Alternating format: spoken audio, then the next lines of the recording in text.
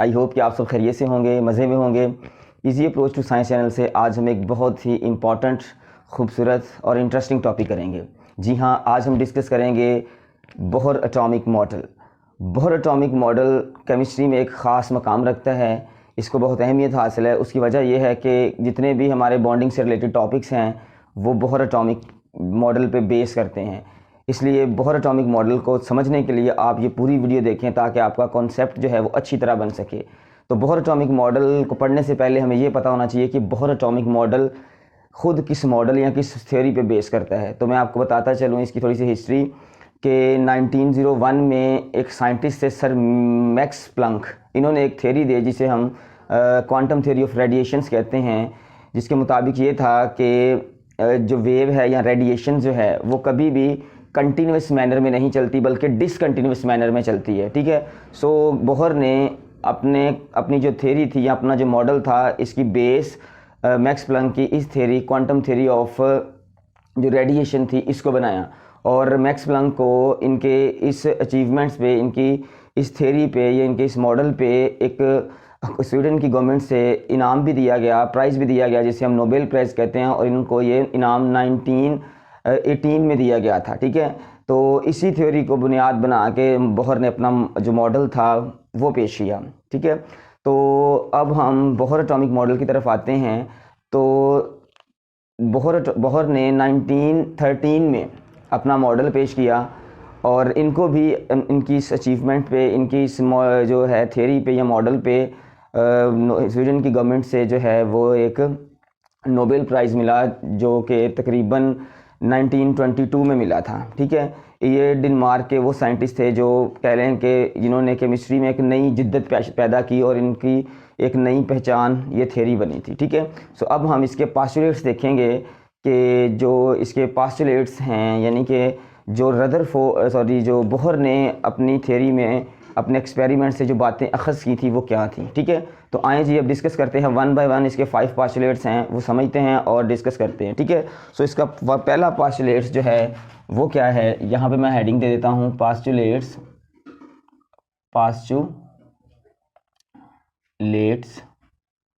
ठीक है। Postulates heading दे लें जी पास्टुलेट्स की। वन बाय वन हम इसके पास्टुलेट्स करते हैं। पहला पास्टुलेट्स क्या है जी याद रहे कि जो नील बोहर थे, इनका जो सारा एक्सपेरिमेंट था या सारी जो रिसर्च थी वो हाइड्रोजन एटम पर थी। हाइड्रोजन एटम को ले करके इन्होंने अपनी सारी जो थ्योरी है वो एक्सप्लेन की थी। तो इनका कहना था सबसे पहले कि जो हाइड्रोजन एटम है इसके अंदर एक इंतहाई छोटा टाइनी न्यूक्लियस होता है और इस न्यूक्लियस के इर्द गिर्द एक इलेक्ट्रॉन जो है वो कंटिन्यूसली मुसलसल मूव करता रहता है। ठीक है। तो ये पहला उनका पास्टुलेट्स था कि the hydrogen atom consist of a single tiny nucleus and continuously electron is revolving around it of the radius r of that nucleus. ठीक है। ये बात आप दोबारा समझ लें कि कोई भी जो हाइड्रोजन का एटम है, फ़र्ज़ करें ये हाइड्रोजन का एटम है, तो हाइड्रोजन एटम जो है, ऐसे फ़र्ज़ करें मैं यहाँ पे बना के दिखाता हूँ, ये हाइड्रोजन का एटम है। तो वो कहता है कि हाइड्रोजन का एटम एक छोटा न्यूक्लियस रखता है और उस छोटे न्यूक्लियस के इर्द गिर्द एक स्पेसिफिक रेडियस पर, जिसे आर कहते हैं, उस पर एक इलेक्ट्रॉन मुसलसल कंटिन्यूस मोशन में रहता है, मोशन करता रहता है। तो ये इसका पहला जो है पॉइंट था, ये हम लिख लेते हैं। ठीक है। तो फर्स्ट ऑफ ऑल हम कहेंगे कि the hydrogen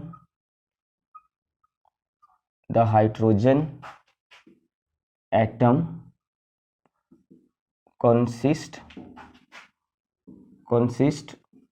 consist of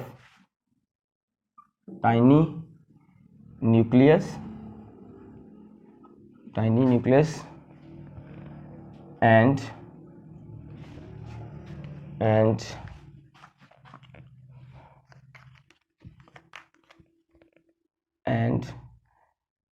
an electron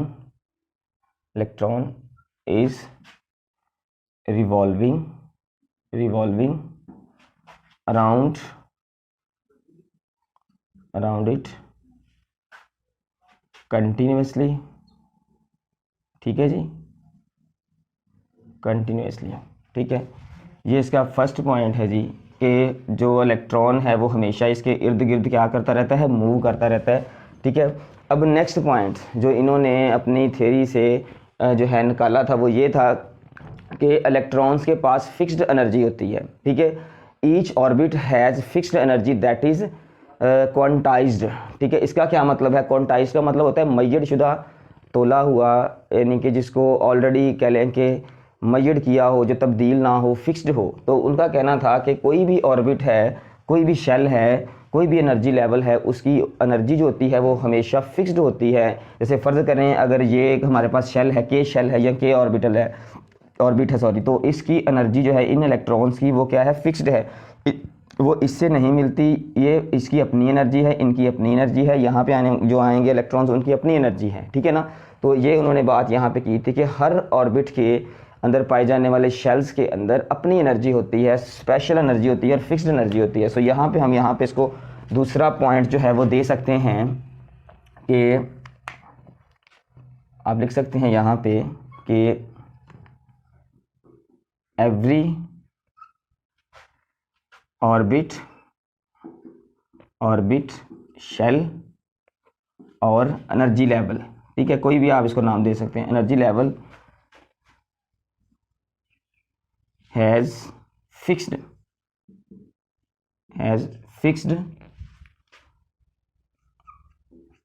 energy. ठीक है जी, हर के पास अपनी फिक्स्ड एनर्जी होती है। कभी भी ये नहीं होता कि इसकी एनर्जी और इसकी एनर्जी मैच कर जाए, ये हमेशा इनकी फिक्स्ड एनर्जी होती है। अच्छा जी, थर्ड जो इसका पोस्टुलेट्स है वो ये हमें बताता है कि क्या इलेक्ट्रॉन्स अपनी एनर्जी चेंज करते हैं। वो इसकी एनर्जी के चेंज के बारे में बताता है कि इलेक्ट्रॉन्स अपनी एनर्जी कब चेंज करते हैं, क्या वो एनर्जी चेंज करते हैं या नहीं करते, अगर करते हैं तो कब करते हैं, अगर नहीं करते तो क्यों नहीं करते और कब नहीं करते। ठीक है, तो इस बात को जो है बोहर कहते हैं कि कोई भी इलेक्ट्रॉन जब तक वो अपने स्पेसिफिक शेल में पाया जाएगा, अपने फिक्स्ड शेल में, ऑर्बिट में या एनर्जी लेवल में पाया जाएगा, तब तक वो कभी भी अपनी एनर्जी चेंज नहीं करेगा। ना वो एनर्जी अब्जॉर्ब करेगा और ना ही वो एनर्जी रिलीज़ करेगा। यानी कि अगर ये इलेक्ट्रॉन है, अगर ये के शेल में पाया जाता है तो ये जब तक के शेल में है ये तब तक अपनी एनर्जी चेंज नहीं करेगा। जितनी इसके पास एनर्जी है, फिक्स्ड है, क्वांटाइज्ड है, वो उतनी ही रहेगी। ठीक है, अगर ये इसके पास ये एल शेल में इलेक्ट्रॉन्स हैं, जब तक वो अपने शेल में मूव करते हैं इनकी अपनी एनर्जी रहती है, इनकी एनर्जी में कोई चेंज नहीं आता। ना ये एनर्जी बाहर से अब्जॉर्ब कर सकते हैं, ना ही ये रिलीज़ कर सकते हैं जब तक वो अपने शेल में मूव करेंगे। ठीक है, तो ये इसका थर्ड पॉइंट था जी। ये हम लिख लेते हैं यहाँ पे। ठीक है, as long as an electrons as long as an electron remains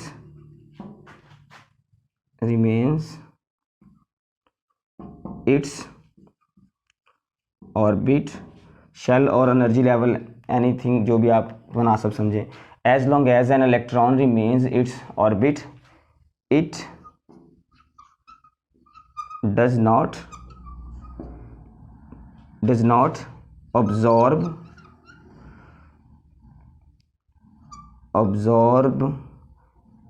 और emit एनर्जी। ठीक है जी, वो अपनी एनर्जी ना वो चेंज अब्जॉर्ब करते हैं और ना ही किसी तरह से एनर्जी रिलीज़ करते हैं।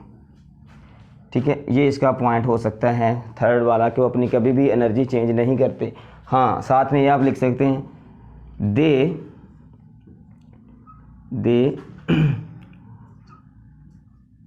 Absorb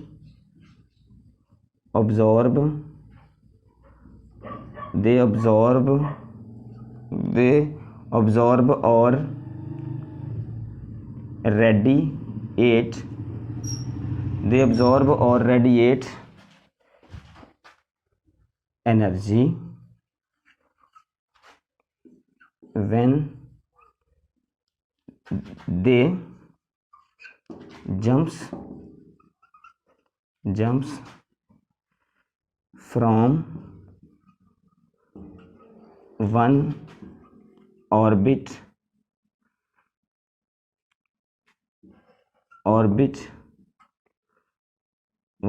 to another orbit, यानी एक एनर्जी लेवल से दूसरे एनर्जी लेवल पे जाते हैं तो उस दौरान ऑटोमेटिकली वो एनर्जी चेंज करते हैं। ठीक है, अब ये तो हमें समझ आ गई कि वो तब एनर्जी चेंज करते हैं जब अपना ऑर्बिट चेंज करते हैं, अदरवाइज़ वो एनर्जी चेंज नहीं करते, ना एनर्जी उनकी अब्जॉर्ब होती है ना वो एनर्जी रिलीज़ करते हैं। अब अगला सवाल ये है कि अच्छा, जब वो अपना शेल चेंज करते हैं या अपना ऑर्बिट चेंज करते हैं तो किस तरह की एनर्जी चेंज आती है, यानी कि जब वो लो से हाई में आएंगे तो क्या वो एनर्जी रिलीज़ करेंगे या क्या वो एनर्जी अब्जॉर्ब करेंगे, या जब इलेक्ट्रॉन्स जो हायर उनका शेल है या ऑर्बिट है वहाँ से अपने लो लेवल वाले एनर्जी शेल में जाते हैं तो क्या वो एनर्जी अब्जॉर्ब करते हैं या रिलीज़ करते हैं, ये क्वेश्चन है हमारे पास, इसको समझना पड़ेगा। तो इसको भी जो है नील बोहर ने अपने फोर्थ जो पोस्टुलेट है उसमें ये बताया था कि कब कोई एटम एनर्जी कब कोई इलेक्ट्रॉन एनर्जी रिलीज़ करेगा और कब कोई जो एटम है वो एनर्जी ऑब्जॉर्ब करेगा। सो इस फिगर से आप इसको समझ सकते हैं कि कब कोई इलेक्ट्रॉन एनर्जी रिलीज़ करेगा और कब कोई इलेक्ट्रॉन एनर्जी ऑब्जॉर्ब करेगा। अच्छा, यहाँ पे देखें जी, ऑब्जॉर्प्शन ऑफ एनर्जी कैसे होती है। जब भी कोई इलेक्ट्रॉन अपने लोअर ऑर्बिट से हायर ऑर्बिट में जाता है, जैसे ये इलेक्ट्रॉन है, अगर ये जंप करके यहाँ पे जाता है, ये जंप करके यहाँ पे जाता है, ये जंप करके यहाँ पे आता है, यानी लोअर ऑर्बिट से इलेक्ट्रॉन छलांग लगा के जंप करके हायर ऑर्बिट में जाता है तो देन वो एनर्जी क्या करता है, ऑब्जॉर्ब करता है।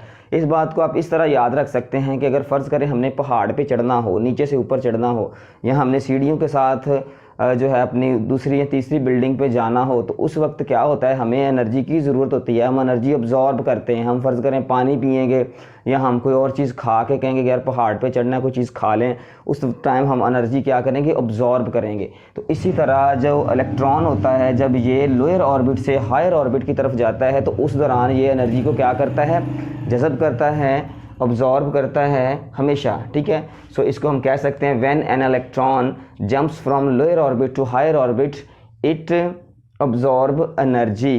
ठीक है, नेक्स्ट इसका दूसरा पहलू है वो ये है कि जब कभी भी कोई इलेक्ट्रॉन हायर ऑर्बिट से लोअर ऑर्बिट में तरफ आता है, यानी यहाँ से यहाँ में आए या इसमें आए या ये वाला इसमें आए, ठीक है, याद रहे कि ये जो बड़े वाले हैं इनको हायर ऑर्बिटल कहते हैं, जो छोटे वाले हैं इनको लोअर ऑर्बिट कहते हैं। तो जब कोई भी इलेक्ट्रॉन हायर से लो में आता है तो उस वक्त वो एनर्जी क्या करता है, रिलीज़ करता है, रिलीजिंग ऑफ एनर्जी होती है। इसको आप इस तरह समझ सकते हैं, फ़र्ज़ करें अगर हम ऊपर से छलांग लगाते हैं अपने किसी कमरे से या किसी ऊंची जगह से, दरख्त से लगाते हैं, ऊपर से नीचे आते हैं तो ऑटोमेटिकली हम एक चीज़ हमारी आवाज़ जो है वो निकलती है, रिलीज़ हम करते हैं आवाज़ को, ठीक है ना, यानी हम आवाज़ निकालते हैं, कोई चीज़ निकलती है, साउंड एनर्जी निकलती है।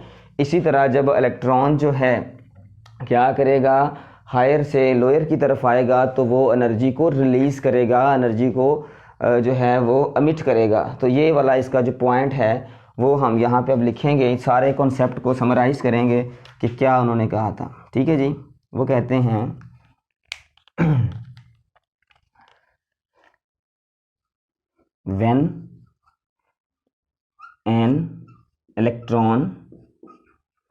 when an electron jumps from lower energy level to higher energy level, it अब ऊपर से जो है वो लोअर से हायर में जा रहा है, नीचे से ऊपर जा रहा है, तो देन क्या करेगा, इट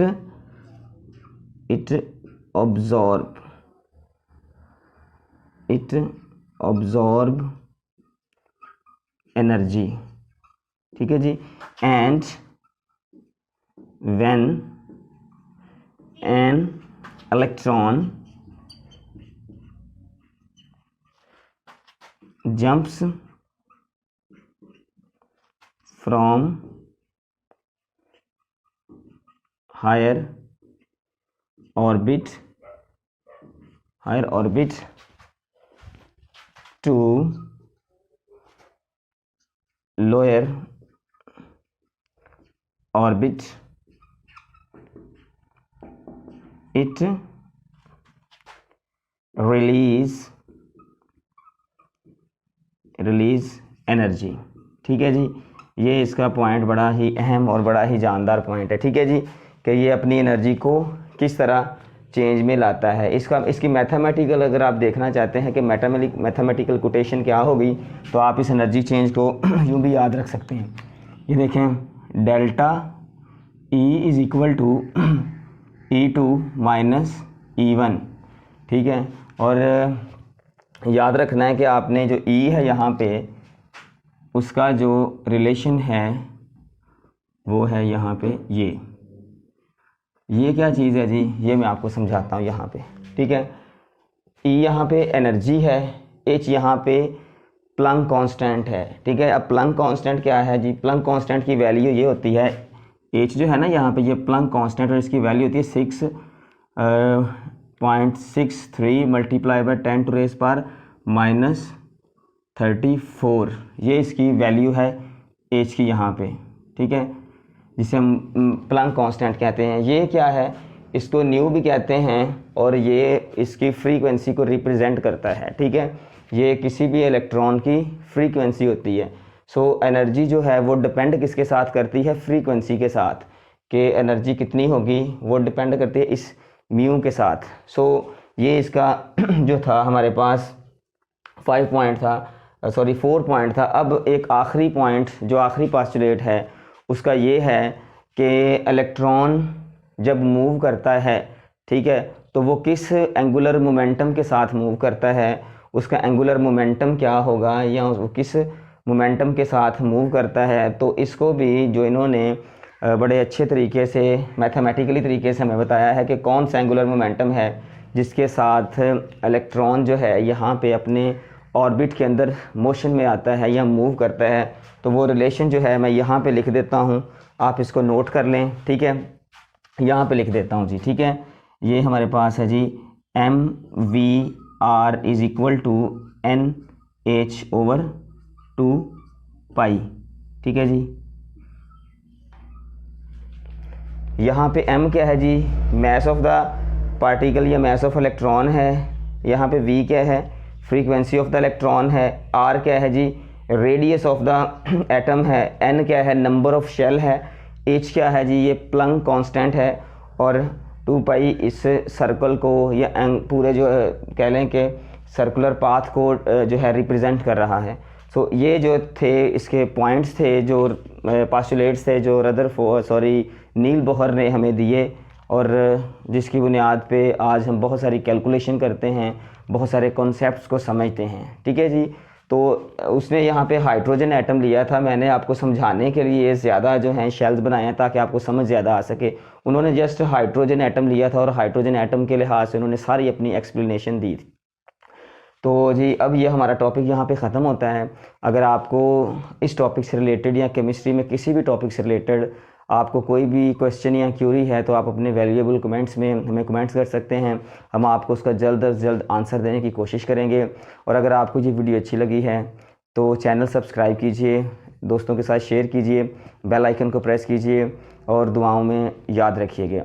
तब तक के लिए अपना ख़ास ख्याल रखिएगा। All the best.